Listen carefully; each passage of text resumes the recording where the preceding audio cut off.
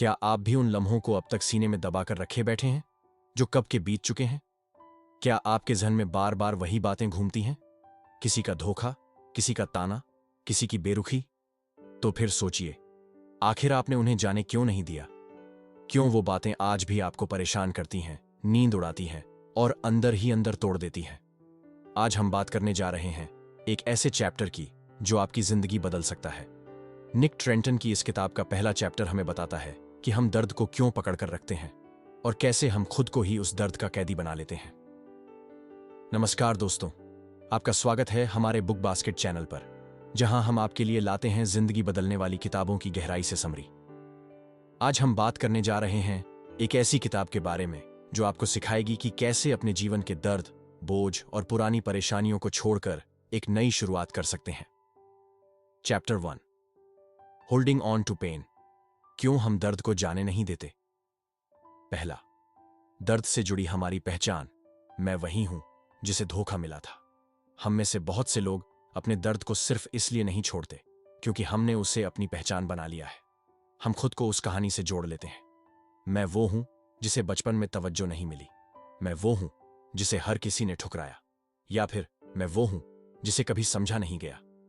निक Trenton कहते हैं कि जब हम किसी दर्दनाक अनुभव को पकड़कर रखते हैं तो हम सिर्फ उस पल को नहीं बल्कि एक नई पहचान को गले लगा लेते हैं। ये पहचान हमें उस पीड़ा से जोड़े रखती है, मानो हम उस दर्द से अलग कुछ हैं ही नहीं।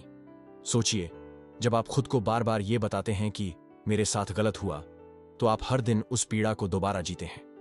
आपका मस्तिष्क, आपका शरीर, आपकी ऊर्जा सब उस पुराने घाव के चारों ओर घूमने लगते हैं और धीरे धीरे आप उस कहानी के गुलाम बन जाते हैं। लेकिन सच्चाई यह है कि आप वो नहीं हैं जो आपके साथ हुआ।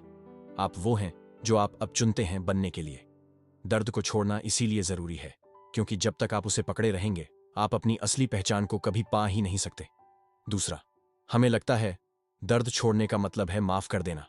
बहुत से लोग सोचते हैं कि अगर मैंने अपने दर्द को जाने दिया तो इसका मतलब होगा मैंने उस इंसान को माफ कर दिया, या फिर मैंने उस दर्द को मान्यता ही नहीं दी। निक ट्रेंटन कहते हैं कि यही सबसे बड़ा भ्रम है। दर्द को छोड़ना माफ करने जैसा नहीं है, यह स्वयं को मुक्त करने जैसा है। माफ करना हमेशा जरूरी नहीं होता, लेकिन खुद को उस घटना के बंधन से मुक्त करना बेहद जरूरी है। आप दर्द को इसीलिए पकड़ कर रखते हैं क्योंकि आपको लगता है कि वो इंसान अब भी कंट्रोल में है, लेकिन सच्चाई ये है आप उसे कंट्रोल दे रहे हैं। हर बार जब आप किसी बुरी बात को याद करते हैं तो आप उस पल को फिर से जीवित कर देते हैं, लेकिन वो पल तो बीत चुका है ना। फिर भी आप उसे अपनी मानसिक और भावनात्मक दुनिया में जिंदा रखते हैं, हर बार, हर दिन। दर्द छोड़ना एक क्रिया है, एक निर्णय जो आप खुद के लिए लेते हैं, not for them but for you. और इस निर्णय में एक शक्ति है, एक आजादी है जो आपको धीरे धीरे एक नई दिशा में ले जाती है। तीसरा, कंफर्ट जोन बन चुका है हमारा पेन जोन। एक और गहरी बात निक ट्रेंटन कहते हैं, हमारे लिए दर्द एक कंफर्ट जोन बन चुका है। हां, आपने सही सुना। जब कोई दर्द लंबे समय तक हमारे साथ होता है तो हम उसकी आदत बना लेते हैं। हम उसी सोच, उसी तकलीफ, उसी भावनात्मक रूटीन में जीने लगते हैं और नया कुछ सोचने में डर लगता है क्योंकि वो दर्द भले ही तकलीफ देता है, लेकिन वो जाना पहचाना तो है। ये ठीक वैसा ही है जैसे कोई इंसान सालों तक एक टाइट जूते पहनकर घूमे और जब उसे आरामदायक जूते पहनने को कहो तो वो कहे, मुझे आदत है इस दर्द की। हम सोचते हैं कि अगर हमने इस दर्द को जाने दिया तो हमें कुछ और ढूंढना पड़ेगा, शायद नई उम्मीदें, नई जिम्मेदारियां या खुद की सच्चाई का सामना करना पड़ेगा। लेकिन सच्चाई यही है कि जब आप उस कंफर्ट जोन को तोड़ते हैं तभी असली शांति और प्रगति शुरू होती है। आपका मानसिक संसार तभी मुक्त होता है जब आप उसे वही पुरानी तकलीफें नहीं परोसते जो हर दिन उसे जला रही हैं। चैप्टर 2, भावनात्मक गंदगी को साफ करना। बिंदु 1, हमारी भावनात्मक गंदगी क्या है और ये जिंदगी कैसे जाम कर देती है। निक ट्रेंटन इस चैप्टर की शुरुआत एक बहुत ही सटीक तुलना से करते हैं। जिस तरह हमारा कमरा या घर गंदगी और कबाड़ से भर जाता है और हमें घुटन सी होती है, ठीक वैसे ही हमारा मन भी इमोशनल क्लटर से भर जाता है। इमोशनल क्लटर यानी वो पुरानी, अधूरी और अनसुलझी भावनाएं जिनका हम सामना नहीं करते, लेकिन जो हर दिन हमारे अंदर दबती चली जाती हैं। आपका दिमाग एक रूम की तरह है। जब आप उसमें हर पुराने रिश्ते की याद, हर असफलता की कड़वाहट, हर आलोचना की टीस और हर अधूरी उम्मीद को जमा करते रहते हैं, तो धीरे धीरे वहां ताजी सोच, नई खुशी और स्पष्टता के लिए कोई जगह ही नहीं बचती। निक कहते हैं कि जब तक आप अपने मन का ये क्लटर नहीं साफ करते, तब तक आप कभी स्पष्ट सोच नहीं पाएंगे। हर नई चीज जो आप सीखना चाहते हैं, हर बदलाव जो आप लाना चाहते हैं, वो इस पुराने बोझ में दब जाता है। इमोशनल क्लटर की सबसे खतरनाक बात यह है कि हमें यह लगता है कि हमने उस घटना को भूल लिया है, लेकिन वो भावनाएं अंदर मौजूद रहती हैं, जैसे पुराने फर्नीचर के पीछे धूल। आप उसे देख नहीं पाते, लेकिन वो आपकी सांस को प्रभावित करती है, आपके मूड को बदलती है और सबसे बढ़कर आपकी प्रगति को रोकती है। इसलिए सबसे पहला कदम है स्वीकार करना कि हमारे भीतर भावनात्मक कचरा जमा है, और फिर ईमानदारी से उसे पहचानना। ये प्रोसेस आसान नहीं है, लेकिन ये पहला और सबसे जरूरी स्टेप है उस बोझ से मुक्त होने के लिए। पॉइंट 2, इमोशनल इन्वेंट्री लेना, अपने अंदर झांकने की हिम्मत। चैप्टर 2 का दूसरा जबरदस्त हिस्सा है इमोशनल इन्वेंट्री लेना। निक ट्रेंटन हमें एक पावरफुल अभ्यास बताते हैं जिसमें आप खुद से ये सवाल पूछते हैं, मैं किस बात से अब भी नाराज हूं? कौन सी बात है जो मैं हर रात सोचता हूं और मेरी नींद उड़ जाती है? कौन से रिश्ते ने आज भी मेरा दिल जकड़ रखा है? ये इन्वेंट्री कोई स्प्रेडशीट नहीं है, ये आपका अपने मन से सीधा संवाद है। और यही वो अभ्यास है जिससे आप समझ पाते हैं कि आपका सबसे ज्यादा इमोशनल क्लटर किस जगह से आ रहा है। निक कहते हैं कि इमोशनल इन्वेंट्री लेने का मतलब ये नहीं है कि आप फिर से दर्द में डूब जाएं। इसका मतलब है उस दर्द को एक नई नजर से देखना, ऑब्जर्वर की नजर से, न कि विक्टिम की नजर से। आप उस घटना को सामने लाते हैं, उसे बिना जजमेंट के देखते हैं और समझते हैं कि वो अब भी क्यों आपके अंदर एक्टिव है। जब आप इन्वेंट्री बनाते हैं, तब आपके मन में क्लैरिटी आने लगती है। आप जानने लगते हैं कि किन लोगों की बातें अब भी आपके आत्मसम्मान को चोट पहुंचा रही हैं। आप ये भी देख पाते हैं कि कौन सी यादें अब ऑब्सोलीट हो चुकी हैं, लेकिन फिर भी आपने उन्हें अपने अंदर जिंदा रखा है। इस प्रक्रिया में जर्नल लिखना, गहरी सांस लेना और बिना डर के अपने भीतर झांकना बेहद जरूरी है। निक यही कहते हैं, जब तक आप इन्वेंट्री नहीं लेते, आप सफाई शुरू ही नहीं कर सकते। पॉइंट 3, लेटिंग गो की सफाई। कैसे निकालें इस भावनात्मक कबाड़ को? अब जब आपने महसूस कर लिया है कि आपके अंदर क्या क्या भरा पड़ा है और आपने ईमानदारी से अपनी इमोशनल इन्वेंट्री बना ली है, तो अगला कदम है सफाई। और ये सिर्फ भूल जाओ कहने से नहीं होती। निक ट्रेंटन इस पॉइंट में एक बहुत ही सुंदर 3 चरण प्रक्रिया बताते हैं जिसे आप अपने जीवन में लागू कर सकते हैं। चरण 1, नाम दें। जिस भी भावना से आप ग्रस्त हैं, जैसे गुस्सा, शर्म, दुख, ईर्ष्या, उसे नाम दें। मुझे बुरा लग रहा है क्योंकि XYZ ने मुझे नजरअंदाज किया था। नाम देने से आपके दिमाग में उस भावना की शक्ति कम हो जाती है। आप एक गुमनाम अंधेरे में नहीं होते, आप स्पष्ट होते हैं। Step 2, feel it. नाम देने के बाद उसे महसूस करें। निक कहते हैं कि किसी भावना से मुक्ति पाने का सबसे तेज रास्ता है उसे पूरी तरह महसूस करना। लेकिन ध्यान रहे, ऑब्जर्व करना है, सिंक नहीं होना। आप सिर्फ नोटिस करें कि आपके शरीर में, आपके दिल में वो भावना कैसी लगती है। Step 3, release it. अब आता है लेटिंग गो का असली अर्थ। उस भावना को छोड़ने के लिए विजुअलाइजेशन का प्रयोग करें। मान लीजिए कि आपके हाथ में वो भावना एक पत्थर की तरह है। अब आप उसे जमीन पर रखते हैं या किसी नदी में बहा देते हैं। आप उसे कॉन्शियसली पूरे अवेयरनेस के साथ जाने दे रहे हैं। निक बताते हैं कि यह प्रोसेस एक दिन में नहीं होता, लेकिन जैसे जैसे आप प्रैक्टिस करते हैं, आपकी भावनात्मक जगह साफ होती जाती है और उस खाली जगह में नई ऊर्जा, नई सोच और शांति प्रवेश करती है। चैप्टर 3, ओवरथिंकिंग का जाल। पॉइंट 1, ओवरथिंकिंग क्यों होता है और यह हमारे मन में कैसे जड़ें जमा लेता है। निक ट्रेंटन इस चैप्टर में ओवरथिंकिंग को मेंटल क्लटर का सबसे खतरनाक रूप मानते हैं। ओवरथिंकिंग तब होता है जब हमारा दिमाग एक घटना, एक बात या एक संभावना को बार बार चबाता है बिना किसी समाधान पर पहुंचे, जैसे कोई ब्रोकन रिकॉर्ड बार बार वही लाइन दोहराता रहे। लेकिन सवाल यह है कि यह आदत बनती क्यों है। निक कहते हैं, हमारा दिमाग समाधान ढूंढना चाहता है, और जब हमें लगता है कि हमने किसी चीज को पूरी तरह समझा नहीं, तब तक हम सोचते रहते हैं। दिक्कत तब शुरू होती है जब हम, अगर ऐसा हो गया तो, स्विंग, उसने ऐसा क्यों कहा, ज़रेनिया, क्या मैं फिर से फेल हो जाऊंगा, जैसी बातों में फंस जाते हैं। ओवरथिंकिंग एक डर से आता है, भविष्य का डर, आलोचना का डर, असफलता का डर, या फिर किसी दर्द को दोबारा महसूस करने का डर। हम ये सोचकर सोचते रहते हैं कि शायद हम भविष्य को कंट्रोल कर पाएंगे। लेकिन सच्चाई ये है कि जितना ज्यादा हम सोचते हैं, उतना ही ज्यादा हम अभी के पल से डिस्कनेक्ट हो जाते हैं। ओवरथिंकिंग का दूसरा बड़ा कारण है अनसुलझी भावनाएं। हमारी कोई बात अंदर ही अंदर हमें परेशान कर रही होती है, लेकिन हम उसका सामना नहीं करते, तो वो दिमाग में अलग अलग रूपों में बार बार लौटती रहती है। निक समझाते हैं कि ओवरथिंकिंग कोई ताकत नहीं है, ये असुरक्षा की निशानी है, और अगर हम इसे रोकना चाहते हैं तो पहले इसके सोर्स को पहचानना होगा। वो कौन सी बात है जिससे आप भाग रहे हैं? पॉइंट 2, ओवरथिंकिंग का एकमात्र इलाज, अवेयरनेस और प्रेजेंस।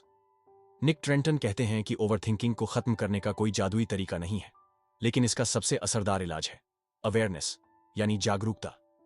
जब भी आप खुद को सोचते हुए पाते हैं, उस सोच को पकड़िए, उसे पहचानिए, उसे लेबल करिए।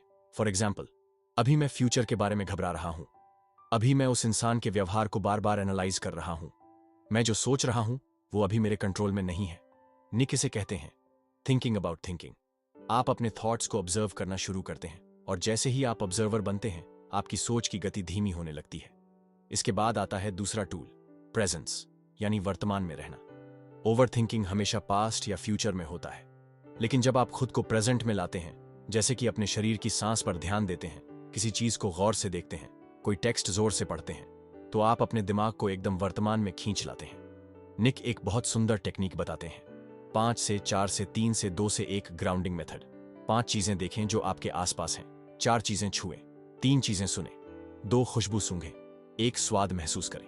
यह अभ्यास आपको तुरंत आपके शरीर और वर्तमान में ले आता है, जिससे ओवरथिंकिंग रुकने लगता है। Point 3, letting go of overthinking, नई आदतें, नया विश्वास।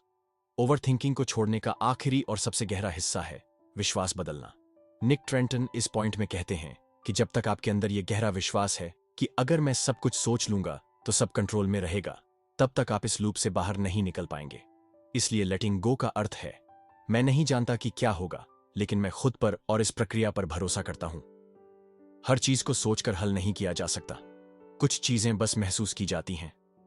मैं इस सोच को जाने दे रहा हूं ताकि मैं अभी के पल में जिंदा रह सकूं। निक यह भी सुझाव देते हैं कि आप अपने दिमाग के लिए एक सेफ स्पेस बनाएं। जर्नलिंग करें, हर उस बात को लिखें जो दिमाग में बार बार आ रही है। एफर्मेशंस दोहराएं, जैसे सोचना मेरा स्वभाव है लेकिन रुकना मेरी ताकत है। मेडिटेशन करें, खासकर ऐसी मेडिटेशन जिसमें आप खुद को कल्पना में एक शांत जगह पर महसूस करते हैं। लेटिंग गो ऑफ ओवरथिंकिंग का मतलब है अपने दिमाग पर पूरी तरह भरोसा करना छोड़ना और अपने दिल और शरीर की विजडम पर विश्वास करना शुरू करना। आपके जवाब सोच में नहीं, शांति में छिपे हैं। चौथी कैप्टर, भावनात्मक ट्रिगर्स को पहचानना और उनसे आजादी पाना। पॉइंट 1, भावनात्मक ट्रिगर्स क्या होते हैं और ये हमें इतना परेशान क्यों करते हैं? निक ट्रेंटन बताते हैं कि इमोशनल ट्रिगर्स वो साइकोलॉजिकल बटन होते हैं जिन्हें जब कोई दबा देता है तो हम कंट्रोल खो देते हैं। एक छोटी सी बात, किसी का टोन, किसी शब्द का चयन या कोई पुरानी याद हमें एकदम रिएक्शन मोड में पहुंचा देती है। लेकिन ये रिएक्शन असल में अतीत से जुड़ा दर्द होता है जो आज दोबारा एक्टिवेट हो गया। मान लीजिए किसी ने आपको इग्नोर किया और आपने तुरंत महसूस किया कि मैं इंपॉर्टेंट नहीं हूं। यह फीलिंग आज नहीं बल्कि बचपन के रिजेक्शन से जुड़ी हो सकती है। निक कहते हैं कि ट्रिगर्स अक्सर दिखते कुछ हैं लेकिन होते कुछ और हैं। हम जिस बात पर गुस्सा करते हैं वो उस वक्त का असली मुद्दा नहीं होता। असल मुद्दा वो पुराने घाव होते हैं जिन पर अब भी मरहम नहीं लगा। ट्रिगर होने का मतलब है आपके अंदर कोई अनरिजॉल्व्ड इमोशन है जो अब भी हीलिंग मांग रहा है, और ये तब तक हील नहीं हो सकता जब तक आप उसे पहचाने नहीं, उसे महसूस करने की अनुमति न दें और उसे रिएक्ट करने की बजाय ऑब्जर्व करें। ट्रिगर आपको खुद को जानने का मौका देता है, ये आपको आपकी इमोशनल ब्लूप्रिंट दिखाता है। निक इसे एक मिरर कहते हैं। जो भी आपको ट्रिगर करता है वो एक आईना है जो आपकी अंदर की स्टोरी रिफ्लेक्ट करता है। पॉइंट 2, ट्रिगर्स को ऑब्जर्व करना, रिस्पॉन्ड करने से पहले खुद को रोकना। निक ट्रेंटन कहते हैं कि इमोशनल फ्रीडम की शुरुआत वहीं होती है जहां आप अपने रिएक्शन और रिस्पॉन्स के बीच एक छोटा सा पॉज डालते हैं। ट्रिगर होने पर हम अक्सर या तो गुस्से में फट पड़ते हैं या फिर अंदर ही अंदर टूट जाते हैं, लेकिन ये दोनों ही रिस्पॉन्स ऑटोमेटिक होते हैं। लेटिंग गो का मतलब है अब हम कॉन्शियस बनते हैं। निक सिखाते हैं एक simple method, pause, breathe, label, choose. 1, pause, जैसे ही आपको लगे कि आप ट्रिगर हो रहे हैं 1 सेकंड रुकिए। 2, ब्रीथ, 3 गहरी सांसें लीजिए जिससे आपका नर्वस सिस्टम थोड़ा शांत हो। 3, लेबल, जो इमोशन आ रहा है उसे नाम दीजिए, यह गुस्सा है, यह शर्म है, यह रिजेक्शन का डर है। 4, चूज, अब आप तय करें कि आपको क्या करना है, रिएक्ट नहीं बल्कि एक्ट करना है। यह तकनीक आपकी इमोशनल इंटेलिजेंस को बढ़ाती है। निक इसे एक मसल मानते हैं। जितना ज्यादा आप इस पॉज को प्रैक्टिस करते हैं, उतनी ज्यादा इमोशनल मास्टरी हासिल होती है। ट्रिगर को ऑब्जर्व करना आपको पीड़ित से क्रिएटर में बदलता है। अब आप दूसरों के बर्ताव के गुलाम नहीं रहते, बल्कि अपने अंदर की चॉइस के मालिक बनते हैं। पॉइंट 3, ट्रिगर्स को रिलीज करना, अंदर से हीलिंग लाना। निक ट्रेंटन कहते हैं कि इमोशनल ट्रिगर को सिर्फ ऑब्जर्व करना ही काफी नहीं है, उसे रिलीज भी करना जरूरी है, वरना वो बार बार आएगा और आपके दिमाग और शरीर में स्ट्रेस बढ़ाता रहेगा। ट्रिगर रिलीज करने के लिए सबसे पहला कदम है उस इमोशन को पूरी तरह महसूस करना। जैसे ही कोई पुराना दर्द ट्रिगर हो, उसे सप्रेस मत कीजिए, उसे अलाउ कीजिए। निक एक पावरफुल मेथड बताते हैं, इमोशनल राइटिंग टेक्निक 1, एक पेन और पेपर लीजिए। 2, अपने इमोशन को बिना रोक टोक एक्सप्रेस कीजिए, जैसे आप खुद को लेटर लिख रहे हो। 3, लिखते जाइए जब तक कुछ नया ना निकले, जैसे दर्द के नीचे छुपा डर या डर के नीचे छुपी कोई जरूरत। 4, फिर उस लेटर को फाड़ दीजिए या जला दीजिए, सिंबॉलिक रिलीज। इसके साथ साथ निक रिकमेंड करते हैं इनर चाइल्ड मेडिटेशन, जहां आप अपने अतीत के बच्चे से मिलते हैं और उसे सेफ फील कराते हैं। थेरेप्यूटिक एफर्मेशंस जैसे मैं अब उस दर्द से बंधा नहीं हूं, मैं खुद को समझता हूं और माफ करता हूं। ट्रिगर को रिलीज करना एक गहराई से जुड़ा वर्क है, लेकिन इसके बिना कोई भी रियल लेटिंग गो नहीं हो सकता। जब आप उस इमोशन को फील करके उसे बाहर निकलने देते हैं, तो आपका नर्वस सिस्टम रिसेट होता है। फिर वही बातें जो आपको पहले तोड़ देती थीं, अब आपको हिला भी नहीं पाती। निक ट्रेंटन कहते हैं, letting go doesn't mean forgetting, it means remembering without pain. Chapter 5, overthinking से छुटकारा पाना। पॉइंट 1, ओवरथिंकिंग क्या है और यह हमें कैसे जकड़ लेता है। निक ट्रेंटन कहते हैं कि ओवरथिंकिंग एक ऐसा मेंटल ट्रैप है जहां हमारा दिमाग बार बार एक ही थॉट को च्यू करता रहता है, जैसे किसी पुराने गाने की फंसी हुई कैसेट। हम बार बार सोचते हैं कि अगर मैं ऐसा करता तो, अगर वैसा हो गया तो, अगर वो मुझे गलत समझ ले तो, और इस एंडलेस थिंकिंग से हम अंदर ही अंदर एंग्जाइटी में डूबने लगते हैं। ओवरथिंकिंग का सबसे बड़ा इल्यूजन यही है कि हमें लगता है हम सोच के समाधान निकाल रहे हैं, लेकिन असल में हम सिर्फ प्रॉब्लम्स को दोहराते रहते हैं। निक बताते हैं कि ओवरथिंकिंग हमें 3 तरह से जकड़ता है। 1, पास्ट लूप्स, जहां हम बार बार सोचते हैं कि हमने क्या गलत किया। 2, फ्यूचर फियर्स, जहां हम बार बार सोचते हैं कि आगे क्या बुरा हो सकता है। 3, क्या हो सकता है स्किनेरियोज, जो शायद कभी हो ही नहीं। यह सोचने का पैटर्न धीरे धीरे हमारे नर्वस सिस्टम को इतना अलर्ट कर देता है कि हम कभी भी रेस्ट में नहीं रहते। हम फिजिकली तो चुप होते हैं, लेकिन दिमाग शोर से भर जाता है। ओवरथिंकिंग हमें डिसीजन मेकिंग से दूर करता है, प्रेजेंट मोमेंट से डिस्कनेक्ट करता है और खुद पर भरोसे को खा जाता है। निक ट्रेंटन इसे मेंटल क्विकसैंड कहते हैं। जितना ज्यादा आप स्ट्रगल करते हो, उतना ही ज्यादा आप उसमें फंसते जाते हो। पॉइंट 2, ओवरथिंकिंग को पहचान कर उसे इंटरप्ट करना। ओवरथिंकिंग से छुटकारा पाने का पहला स्टेप है इसे पहचानना और बीच में रोकना। निक बताते हैं कि जैसे ही आप किसी थॉट लूप में फंसते हो, वहीं से ही आप बाहर निकल सकते हो, अगर आप अवेयर बनो। निक एक टेक्निक सिखाते हैं जिसे कहते हैं लेबल एंड शिफ्ट। 1, लेबल, जब भी आप अपने आप को सोचते हुए पकड़ें, तुरंत उसे नाम दीजिए। ये चिंता है, ये ओवर एनालिसिस है, ये सेल्फ डाउट है। लेबल करने से आप उस थॉट से थोड़ी दूरी बना लेते हैं। 2, शिफ्ट, फिर खुद से पूछिए, इस सोच से मुझे क्या हासिल हो रहा है। अगर जवाब है कुछ नहीं, तो अब आप उसका डायरेक्शन बदल सकते हैं। निक कहते हैं कि आप खुद को एक मेंटल सेफ वर्ड दे सकते हैं, जैसे इनफ। जैसे ही आप खुद को लूपिंग में पाएं, जोर से बोलिए अपच। यह एक पैटर्न इंटरप्ट है जिससे दिमाग का ट्रैक टूटता है। इसके अलावा निक सजेस्ट करते हैं मूवमेंट, सोचते सोचते बैठे मत रहिए, उठिए, चलिए, योग या वॉक कीजिए। डिस्ट्रैक्शन विद क्रिएशन, कुछ बनाइए, आर्ट, जर्नलिंग, कुकिंग, कुछ भी जिसमें आप एक्टिवली इन्वॉल्व हों। ओवरथिंकिंग पैसिव होती है, एक्शन उसे न्यूट्रलाइज करता है। पॉइंट 3, ओवरथिंकिंग से ऊपर उठने के लिए daily mental practices. Nick Trenton कहते हैं कि ओवरथिंकिंग को पूरी तरह हटाने के लिए आपको रोज के लेवल पर दिमाग को ट्रेन करना होता है। यह कोई एक दिन का काम नहीं है, यह एक प्रैक्टिस है। निक रिकमेंड करते हैं कुछ powerful daily tools. 1, daily journaling, हर सुबह या रात को 10 मिनट बैठिए और अपने दिमाग की सारी उलझनें कागज पर उतार दीजिए। इसे मेंटल डिटॉक्स कहा जाता है, इससे आपका दिमाग हल्का महसूस करता है। 2, थॉट डाउनलोड्स। निक कहते हैं कि दिन में एक बार बिना सोचे समझे जो भी विचार आ रहे हैं उन्हें बस लिखते जाइए, जजमेंट के बिना। यह टेक्निक आपके माइंड को अनक्लॉग करती है। 3. Present moment anchoring. जब भी दिमाग भागने लगे उसे अपने शरीर में लाओ। अपने पैरों को जमीन पर महसूस करो, अपनी सांसों पर ध्यान दो, अपनी आवाज को ऑब्जर्व करो। इससे आप थिंकिंग से फीलिंग में आ जाते हैं और वही शिफ्टिंग पॉइंट होता है। 4. Affirmations for trust. निक बताते हैं कि ओवर थिंकिंग की जड़ होती है ट्रस्ट की कमी। अपने आप को रोज याद दिलाइए, मैं भरोसा करता हूं कि जो होगा अच्छा ही होगा। मुझे हर आंसर अभी नहीं चाहिए, मैं ठीक हूं अभी और यहीं।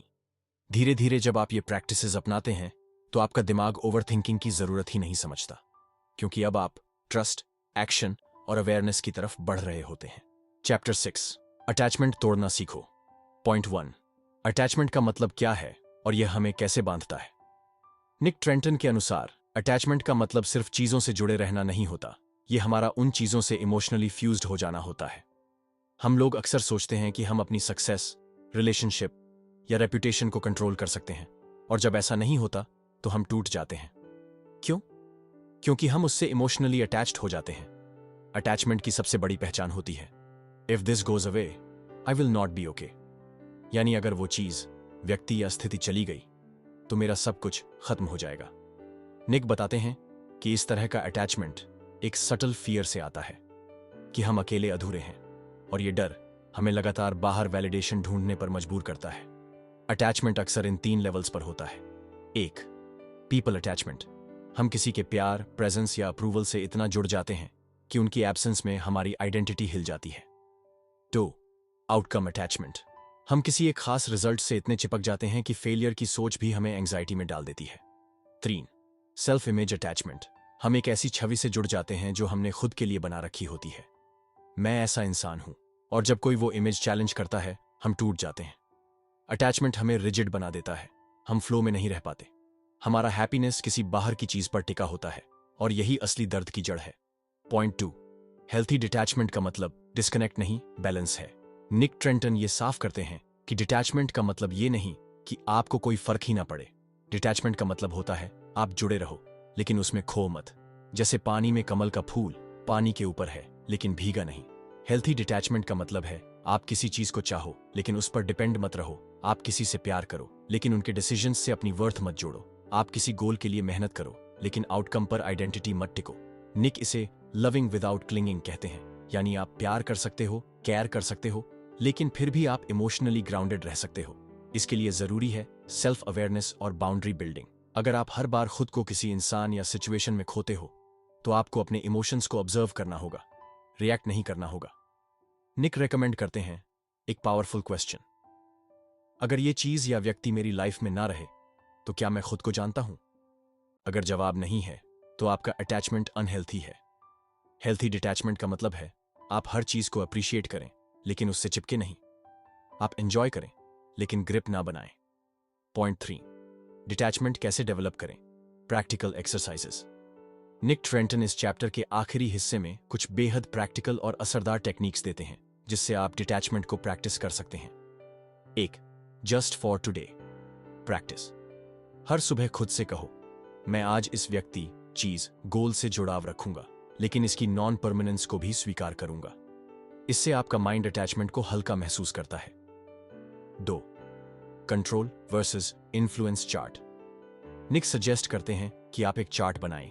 एक तरफ वो चीजें लिखिए जो आपके कंट्रोल में हैं, दूसरी तरफ वो जो सिर्फ आपकी इन्फ्लुएंस में है। इससे आप समझ पाते हैं कि कहां एफर्ट देना है और कहां सरेंडर करना है। 3. Visual release exercise. अपनी आंखें बंद कीजिए और विजुअलाइज कीजिए कि आप उस व्यक्ति या आउटकम को एक बलून में डालकर आसमान में छोड़ रहे हों। हर बार जब आप ऐसा विजुअलाइजेशन करते हैं आपका सबकॉन्शियस लेटिंग गो को अब्सॉर्ब करता है। 4. डेली लेटिंग गो जर्नल। हर दिन रात को 5 मिनट लिखिए, आज मैंने किन चीजों से ज्यादा अटैचमेंट महसूस की, क्या मैंने किसी थॉट या डिजायर को रिलीज किया। इससे आप अपनी इमोशनल इंडिपेंडेंस को डेली नर्चर कर सकते हैं। निक कहते हैं कि डिटैचमेंट का मतलब कोल्ड बनना नहीं है, बल्कि इसका मतलब है इमोशनली फ्री होना।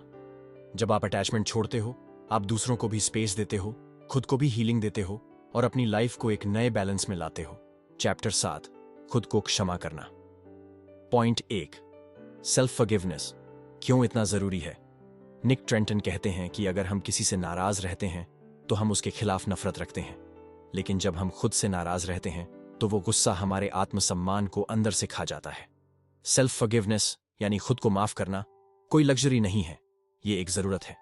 क्योंकि जब आप गिल्ट या शेम में जीते हैं तो आप बार बार वही मिस्टेक दोहराते हैं या फिर लाइफ में आगे बढ़ने की ताकत खो देते हैं। हम अपने पास्ट की किसी गलती के लिए खुद को मेंटल जेल में डाल देते हैं, जैसे काश मैंने उस समय ऐसा ना किया होता, मैं एक बुरा इंसान हूं, मैं उस मौके को गंवा बैठा, अब कुछ नहीं बचा।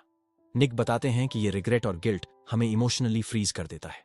हम खुद को पनिशमेंट देने लगते हैं, रिलेशनशिप सैबोटाज करते हैं, अपनी वर्थ को अंडरमाइन करते हैं और हर सक्सेस को सैबोटाज कर देते हैं। सेल्फ फॉरगिवनेस जरूरी है क्योंकि यह आपके अंदर कंपैशन पैदा करता है, यह आपको फेलियर से सीखने देता है, यह आपके प्रेजेंट को अनलॉक करता है। एक पावरफुल लाइन जो निक कहते हैं, आप एक नए जीवन को बनाने के लिए असमर्थ हैं यदि आप निरंतर पुराने एक के लिए दंडित करते हैं। जब तक आप खुद को माफ नहीं करते तब तक आप खुद के सबसे बड़े दुश्मन बने रहते हैं। पॉइंट 2, गिल्ट और शेम में अंतर समझो, तभी हीलिंग शुरू होगी। निक ट्रेंटन बहुत क्लैरिटी से बताते हैं कि सेल्फ फॉरगिवनेस की प्रोसेस में सबसे जरूरी चीज है गिल्ट और शेम में फर्क समझना। गिल्ट कहता है मैंने कुछ गलत किया है, शेम कहता है मैं ही गलत हूं। गिल्ट एक हेल्थी इमोशन हो सकता है, यह हमें अपनी गलती स्वीकार करने, सुधारने और आगे बढ़ने की ताकत देता है। लेकिन शेम एक आइडेंटिटी बन जाती है। शेम आपको यह महसूस कराता है कि आप इनहेरेंटली खराब इंसान हैं, और जब आप खुद को ही खराब मान लेते हैं तो आप बिलीव नहीं कर पाते कि आप बेटर डिजर्व करते हैं। निक बताते हैं कि गिल्ट बिहेवियर पर फोकस करता है, इसलिए उसमें सुधार की गुंजाइश है। शेम सेल्फ इमेज पर अटैक करता है, इसलिए उसमें हीलिंग मुश्किल हो जाती है। अगर आपको लगता है कि आपने किसी से बुरा व्यवहार किया तो गिल्ट आपको सॉरी बोलने के लिए मोटिवेट करेगा, लेकिन अगर शेम हावी है तो आप खुद को वर्थलेस समझने लगेंगे और आइसोलेशन में चले जाएंगे। सेल्फ फॉरगिवनेस की शुरुआत तब होती है जब आप गिल्ट को एक्नॉलेज करते हो, उससे सीखते हो और शेम को पहचान कर उसे कॉन्शियसली रिजेक्ट करते हो। निक एक सिंपल एफर्मेशन रिकमेंड करते हैं, मैंने गलतियां की हैं लेकिन मैं गलत नहीं हूं। आपका पास्ट आपके बिहेवियर को डिफाइन कर सकता है लेकिन आपकी आइडेंटिटी नहीं। पॉइंट 3, सेल्फ फॉरगिवनेस कैसे करें, step by step practice. Nick Trenton ने इस चैप्टर में एक स्टेप बाय स्टेप अप्रोच दी है जो आपको खुद को माफ करने में मदद करेगी। चलिए इसे समझते हैं। स्टेप 1, अपनी गलती को एक्सेप्ट करो। बिना बहाना बनाए पहला कदम ऑनेस्टी है। अपने आप से साफ कहो कि हाँ, ये मेरी गलती थी, लेकिन उस गलती को इंसानियत का हिस्सा मानो, न कि पाप। निक कहते हैं mistakes don't define you, how you deal with them does. Step 2, inner dialogue को बदलो, अपनी इनर वॉइस को टटोलो। क्या वो हार्श क्रिटिक की तरह है? अगर हाँ, तो उसे एक कंपैशनेट फ्रेंड में बदलो। निक सजेस्ट करते हैं कि आप खुद से ऐसे बात करें जैसे आप किसी बेस्ट फ्रेंड से कर रहे हो। जैसे, मैं जानता हूं मैंने उस वक्त सही डिसीजन नहीं लिया, लेकिन मैं सीख रहा हूं, मैं बदल सकता हूं। Step 3, repair and responsibility. जहां संभव हो वहां गलती सुधारने की कोशिश करो। माफी मांगो, नुकसान भरपाई करो या बस एक्नॉलेज करो कि आपने किसी को दुख दिया। ये स्टेप आपको गिल्ट से छुटकारा दिलाता है और एम्पावरमेंट देता है। Step 4, let go and reframe. अब आपको अपनी गलती को आइडेंटिटी से अलग करना है। आप खुद को उस मिस्टेक से डिफाइन मत करो, बल्कि उसे अपनी ग्रोथ स्टोरी का हिस्सा बनाओ। निक कहते हैं forgiveness doesn't mean forgetting, it means releasing. Step 5, दैनिक स्वदयालुता अभ्यास। हर दिन खुद से ये 3 सवाल पूछो। 1, आज मैंने खुद को कितना जज किया? दूसरा, क्या मैंने अपने साथ दयालुता से बात की? 3, क्या मैं अपने पास्ट को आज के निर्णयों से दूर रख पा रहा हूं? यह प्रैक्टिस धीरे धीरे आपके गिल्ट को डिसॉल्व कर देगा। चैप्टर 8, दर्द को स्वीकार करना और आगे बढ़ना। पॉइंट 1, दर्द को नजरअंदाज करने की बजाय स्वीकार करने का महत्व। निक ट्रेंटन इस चैप्टर में सबसे पहले यह बताते हैं कि अक्सर हम दर्द, दुख या किसी इमोशनल चोट को छुपाने या दबाने की कोशिश करते हैं। हम सोचते हैं कि अगर हम उसे महसूस करेंगे तो शायद वह हमें तोड़ देगा, इसलिए हम अपने आप को नम कर लेते हैं। टीवी, सोशल मीडिया या काम में इतना डूब जाते हैं कि हम अपने इमोशंस को फेस ही नहीं करते। लेकिन निक कहते हैं कि दर्द को दबाने या इग्नोर करने से वह कहीं ना कहीं हमारे अंदर जमा हो जाता है। ये इमोशनल बैगेज बन जाता है जो हमारे रिलेशनशिप्स, डिसीजन मेकिंग और मेंटल हेल्थ को नुकसान पहुंचाता है। दर्द को स्वीकारना एक बहादुरी की तरह है। ये आपको अपने अंदर झांकने और सच्चाई को देखने की ताकत देता है। पेन एक्सेप्टेंस का मतलब है कि आप एक्नॉलेज करते हैं कि जो भी हुआ वह हुआ, और अब उस अनुभव से भागने की बजाय उससे सीखने और बढ़ने का रास्ता चुनते हैं। निक कहते हैं, जब आप अपने दर्द को स्वीकार कर लेते हैं तो वह आपका दुश्मन नहीं रह जाता, बल्कि आपका शिक्षक बन जाता है। पॉइंट 2, माइंडफुलनेस और प्रेजेंस के जरिए दर्द को संभालना। पेन एक्सेप्टेंस के लिए माइंडफुलनेस एक बहुत जरूरी टूल है। निक बताते हैं कि जब हम प्रेजेंट मोमेंट में रहते हैं तो हम अपने दर्द को जजमेंट के बिना महसूस कर पाते हैं। माइंडफुलनेस आपको सिखाता है कि कोई भी इमोशन, चाहे वह दर्द हो, गम हो या चिंता, एक टेम्पररी स्टेट है जो आती है और जाती है। यह आपको इस इल्यूजन से बाहर निकालता है कि आपका दर्द आपकी पूरी पहचान है। निक के अनुसार प्रेजेंट मोमेंट में पेन को एक्सपीरियंस करना आपको उसमें फंसे रहने से बचाता है। यह आपको इमोशनल रेजिलियंस बनाता है और आपको ज्यादा कंट्रोल्ड और अवेयर बनाता है। कुछ सिंपल माइंडफुलनेस टेक्निक्स जो निक रेकमेंड करते हैं: गहरी सांस लेना और अपनी सांस पर ध्यान केंद्रित करना, अपने बॉडी सेंसेशंस को बिना जज किए ऑब्जर्व करना, अपने मन में उठने वाले नेगेटिव थॉट्स को एक्नॉलेज करके उन्हें जाने देना, ये सब आपको पेन एक्सेप्टेंस की दिशा में मजबूत बनाते हैं। पॉइंट 3, दर्द से आगे बढ़ने के लिए एक्शन लेना। पेन एक्सेप्टेंस सिर्फ दर्द महसूस करने का नाम नहीं है, बल्कि उस दर्द से सीखकर एक्शन लेने का भी नाम है। निक ट्रेंटन कहते हैं कि जब आप दर्द को स्वीकार कर लेते हैं तो आप अपने हीलिंग जर्नी की शुरुआत करते हैं। इस हीलिंग जर्नी में कुछ प्रैक्टिकल स्टेप्स होते हैं। अपने आप को टाइम देना। हीलिंग इंस्टेंट नहीं होती, इसे पेशेंस चाहिए। अपने दर्द की वजह समझना, क्या वह कोई पुरानी चोट है, कोई लॉस है या कोई रिग्रेट। अपने आप को सपोर्ट देना, चाहे वह थेरेपी हो, जर्नलिंग हो या किसी से बात करना हो। निक यह भी कहते हैं कि आगे बढ़ने का मतलब यह नहीं कि आप अपने इमोशंस को इग्नोर कर दें, बल्कि यह है कि आप अपने इमोशंस के साथ चलना सीख जाएं। पेन एक्सेप्टेंस के बाद आने वाला स्टेज होता है एक्शन, जिससे आप अपनी लाइफ को फिर से पॉजिटिव दिशा में मोड़ सकते हैं। चाहे वह नए गोल्स सेट करना हो, नए रिश्ते बनाना हो या पुराने वुंड से हीलिंग करना हो, एक्शन के बिना एक्सेप्टेंस अधूरा है। चैप्टर 9, विफलताओं से सीखना और आगे बढ़ना। पॉइंट 1, विफलता को डर के बजाय शिक्षक के रूप में देखना। निक ट्रेंटन इस चैप्टर में सबसे पहले बताते हैं कि हमारे जीवन में विफलताएं अनिवार्य होती हैं, लेकिन हम उनसे डरते हैं या बचने की कोशिश करते हैं। हम अक्सर विफलता को असफलता, कमजोरी या हारा हुआ समझते हैं, इसलिए हम रिस्क लेने से डरते हैं। लेकिन असल में विफलता हमें हमारी गलतियों का एहसास कराती है और बेहतर रास्ता खोजने में मदद करती है। निक कहते हैं कि विफलताओं को स्वीकारना और उनसे सीखना ही लेटिंग गो का एक अहम हिस्सा है। जब हम अपनी विफलताओं से भागने की बजाय उनका सामना करते हैं तो हम मजबूत बनते हैं। निक की एक महत्वपूर्ण बात है, failure is not the opposite of success, it is a part of success. विफलता हमें यह सिखाती है कि रास्ता हमेशा सीधा नहीं होता, लेकिन अगर हम हार नहीं मानते तो हम अंत में जीतते जरूर हैं। पॉइंट 2, विफलताओं को रिफ्रेम करना, सोच का बदलाव। विफलताओं को समझने का तरीका बदलना हमारे माइंडसेट को पूरी तरह से बदल सकता है। निक ट्रेंटन इस भाग में बताते हैं कि विफलता को नेगेटिव स्टोरी की तरह देखने की बजाय उसे एक लर्निंग अपॉर्चुनिटी के रूप में देखना चाहिए। यह रीफ्रेमिंग आपको इमोशनल फ्रीडम देती है। जब आप सोचते हैं, मैंने ये कोशिश की, ये काम नहीं किया, लेकिन इससे मैंने ये सीखा, तो आप अपने आप को ग्रोथ के रास्ते पर ले जाते हैं। इस सोच के बदलाव से आप खुद को लेस जज करने लगते हैं और ज्यादा कंपैशन देते हैं। निक सुझाव देते हैं कि विफलता के बारे में बातचीत करते समय आप खुद से पूछें, मैंने इस स्थिति से क्या सीखा? अगली बार मैं क्या अलग कर सकता हूं? क्या यह अनुभव मुझे बेहतर इंसान बना रहा है? ये क्वेश्चंस आपके फेलियर को पॉजिटिव एनर्जी में बदलने का तरीका है। पॉइंट 3, विफलताओं के बाद आगे बढ़ने के प्रैक्टिकल कदम। निक ट्रेंटन बताते हैं कि केवल विफलताओं को स्वीकार करना ही काफी नहीं है, हमें उनके बाद एक्शन लेना भी सीखना चाहिए। चैप्टर में कुछ प्रैक्टिकल स्टेप्स दिए गए हैं जो विफलता से उबरने में मदद करते हैं। रिफ्लेक्ट करना, अपने अनुभव पर गहराई से सोचो, अपनी इमोशंस को समझो और आइडेंटिफाई करो कि क्या गलत हुआ। प्लान बनाना, अपनी अगली कोशिश के लिए एक रणनीति तैयार करो जिससे आप अपनी गलतियों को दोहराएं नहीं। सपोर्ट लेना, परिवार, दोस्त या मेंटर से सलाह लेना या प्रोफेशनल मदद लेना। स्मॉल गोल्स सेट करना, बड़े लक्ष्य को छोटे छोटे हिस्सों में बांटो ताकि प्रोग्रेस आसान और मैनेजेबल लगे। सेलिब्रेट करना, अपने हर छोटे सक्सेस को एक्नॉलेज करो जिससे मोटिवेशन बना रहे। निक कहते हैं कि विफलता के बाद सबसे जरूरी चीज होती है रेजिलियंस, जो हमें बार बार उठने और आगे बढ़ने की ताकत देती है। चैप्टर 10, लेटिंग गो का असली मतलब और आपकी नई शुरुआत। पॉइंट 1, लेटिंग गो का असली मतलब क्या है? निक ट्रेंटन के अनुसार लेटिंग गो का मतलब सिर्फ किसी चीज को छोड़ देना नहीं है। ये एक पूरी मानसिक प्रक्रिया है जिसमें आप अपने पुराने दर्द, गलतफहमियां और जहर भरे इमोशंस को समझदारी से स्वीकार करते हुए उन्हें अपने जीवन से बाहर निकाल देते हैं। लेटिंग गो का मतलब है कि आप अपने मन में जो भी नेगेटिव इमोशंस हैं उनसे मुक्त हो जाते हैं और अपनी इनर पीस को प्रायोरिटी देते हैं। यह आपको इमोशनल फ्रीडम देता है जिससे आप बिना किसी बोझ के पूरी तरह प्रेजेंट रह सकते हैं। निक कहते हैं, letting go is not giving up, it is moving on with wisdom and grace. यह प्रक्रिया आपको ज्यादा कंपैशनेट और समझदार बनाती है। आप सीखते हैं कि आप कंट्रोल नहीं कर सकते उन चीजों को जो आपके बाहर हैं, लेकिन आप कंट्रोल कर सकते हैं अपनी सोच, अपनी प्रतिक्रियाएं और अपनी जिंदगी। पॉइंट 2, लेटिंग गो के बाद जिंदगी में क्या बदलाव आते हैं।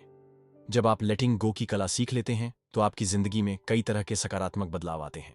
सबसे पहले आप अपने दिल और दिमाग को हल्का महसूस करते हैं। आपकी मानसिक क्लैरिटी बढ़ती है और आप बेहतर डिसीजंस ले पाते हैं। तनाव, एंग्जाइटी और गुस्से जैसी नकारात्मक भावनाएं धीरे धीरे कम होने लगती हैं। आप अपने रिलेशनशिप्स में बेहतर संवाद और समझदारी लाते हैं। नई अपॉर्चुनिटीज के लिए आपका मन खुल जाता है क्योंकि आप पुरानी बाधाओं से मुक्त हो चुके होते हैं। निक बताते हैं कि लेटिंग गो के बाद आप खुद को ज्यादा एम्पावर्ड महसूस करते हैं। आप अपनी जिंदगी के लिए जिम्मेदारी लेते हैं और अपने सपनों को पूरा करने की दिशा में कदम बढ़ाते हैं।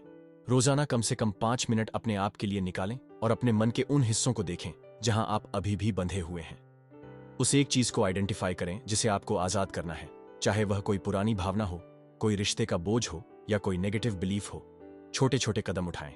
खुद से कहें, मैं इसे छोड़ने को तैयार हूं, और धीरे धीरे उस चीज को अपनी जिंदगी से बाहर निकालना शुरू करें। खुद को माफ करना सीखें और याद रखें कि लेटिंग गो एक जर्नी है, ना कि एक इंस्टेंट प्रोसेस। अगर जरूरत लगे तो जर्नलिंग करें या ट्रस्टेड दोस्त, मेंटोर से बात करें। निक ट्रेंटन का कहना है कि लेटिंग गो की यह प्रक्रिया आपको सच में एक नई जिंदगी देने वाली है। तो आप भी शुरू करें, अपने दिल को हल्का करें और अपनी सबसे अच्छी जिंदगी की ओर कदम बढ़ाएं। अगर आपको यह वीडियो पसंद आया हो तो लाइक और शेयर जरूर करें। और हाँ, हमारे बुक बास्केट चैनल को सब्सक्राइब करना न भूलें ताकि आप ऐसे और भी पावरफुल लाइफ लेसन्स की वीडियोस देख सकें। धन्यवाद।